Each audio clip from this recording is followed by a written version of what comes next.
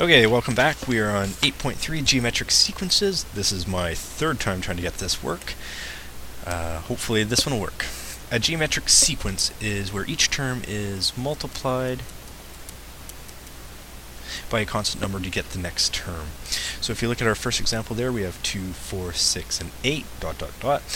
This is an example of an arithmetic sequence where the common difference d is equal to 2. The next one is 2, 4, 8, and 16, ... This is our example of a geometric sequence where each term is being multiplied by 2. There is just one formula for an geometric sequence formula, and that is Tn equals ARn minus 1. We have talked about Tn before. It is the nth term of a sequence. A is the first term of this sequence. R is the common ratio. And ignore all those plus signs, obviously if something screwed up. And R is found by going the second term divided by the first term, which is equal to the third term divided by the second term, or in a more general sense, t to the n, the last term, divided by the second to last term, t to the n minus 1. Looking at a couple of R examples here, determining the common ratios. If you look at the first one, we have a sequence that goes negative 24, 12, negative 6, 3. So when we label T1, T2, T3, we can take any two consecutive terms and divide them. So we can do T2 divided by T1, which is 12 over negative 24, which is negative 1/2. The negative sign for R is important. It indicates that the terms are alternating in signs between positive and negative. Okay, now is your time to try one, so please pause now. This would be a good time to pause and try B. So please pause now. Right now. Thank you. Okay, welcome back. After having paused that and tried this one, let's look at this one. We know that R is equal to T2 divided by T1, which is 5/2 divided by 5, which is 5/2 times the reciprocal of 5, which is 1/5. Those cancel and we're left with 1/2. Moving to example 2. Looking at the seventh term of a geometric sequence, negative 2, negative 8, negative 32. Just like arithmetic, we'll start with our formula, ARn minus 1, and label what we know. We know A is the first term, which is negative 2. We know R is T2 divided by T1, which is negative 8 over negative 2, which is 4. N is the seventh term, and we are looking for the value of that seventh term, so t to the 7. So T7 is equal to negative 2, 4 to the 7 minus 1, negative 2, 4 to the power of 6. Don't break your bedmass rules. Please do your exponent work first before you do any multiplication. So 4 to the power of 6 first, then multiply by negative 2, and you get negative 8192. Example 3. A geometric sequence has T3 equals 54 and T6 equals negative 1458. Determine the first three terms. So just like when we look at this in arithmetic sequences, we can set this up by a visual approach. So there's T3, T4, T5, and T6 is negative 1458. We know that in a geometric sequence, we go from one term to the other by multiplying. So an equation that we can write for this is 54 times R times R times R, which is R cubed, is equal to negative 1458. Dividing both sides by 54, you get negative 27.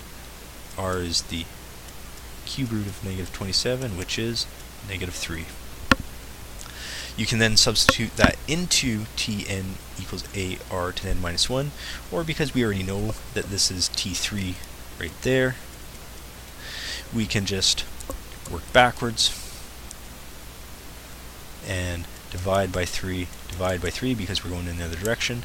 So when you fill those in, you get negative 18, and then dividing that by negative 3, you get 6.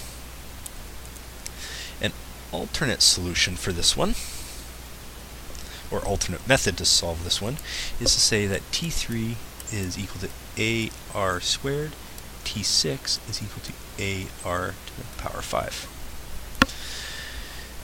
Substituting what we know that this is 54 AR squared, and we know this is negative 1458 AR to the 5. Solving for A in this equation, we get 54 divided by R squared. So all we've done there is divided both sides by R squared. We can then use this to substitute for A in this equation.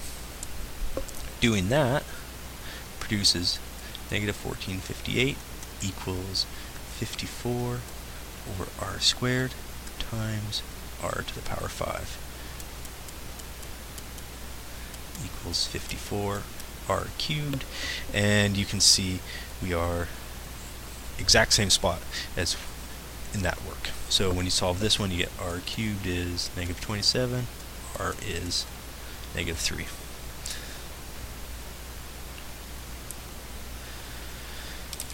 Determining the 13th term in a geometric sequence if the 4th term is 125 and the 9th term is 125 over 32. So again, I'm going to do this one visually. So we know that the 4th term is 125 and 5, 6, 7, 8. And we know in a geometric, to go from all of these terms, you're multiplying by R.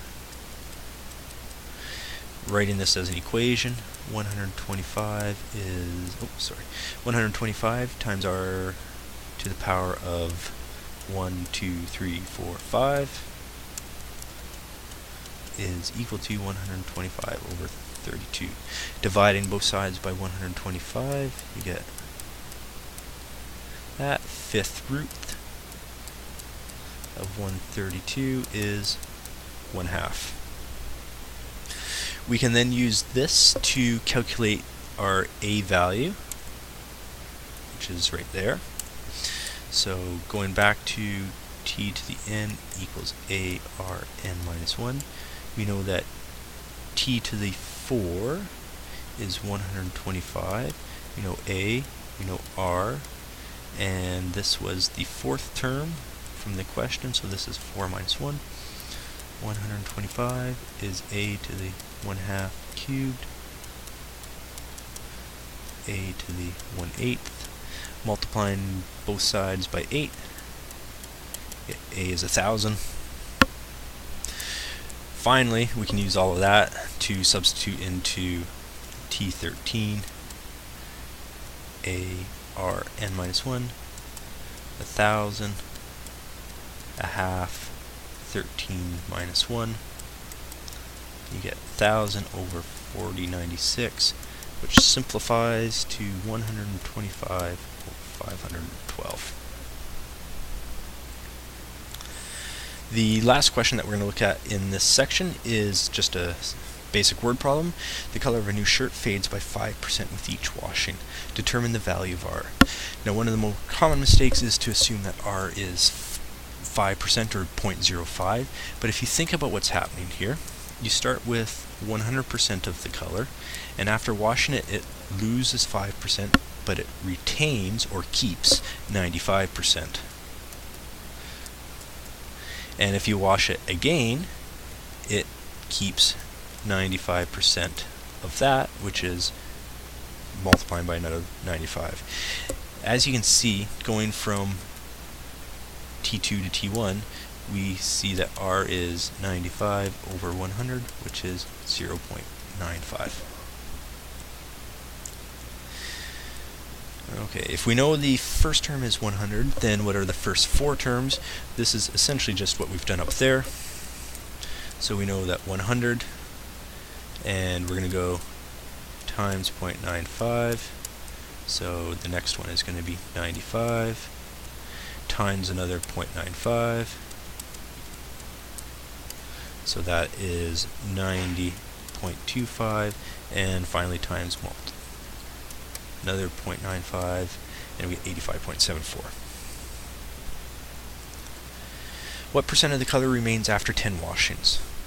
So looking at this one, Tn equals Arn minus 1, and substitute what we know. We don't know what Tn is. We know A is 100. We know R is 0.95, and N is 11. Now I know a lot of you would think that N is 10. However, if you go back to this previous example, that is T1, this one is T2, there's T3. This is new, this is after 1 wash, this is after 2 washes, and this one would be after 3 washes. So if you look at the number of washes compared to the term number, you can see that they're off by 1. And that is because you're starting at 100%. So using that, you can see that N would be 11. This is just a matter of substituting in 100, 0.95, 11 minus 1. Remember to do the 0.95 to the power of 10 first, and then multiply by 100.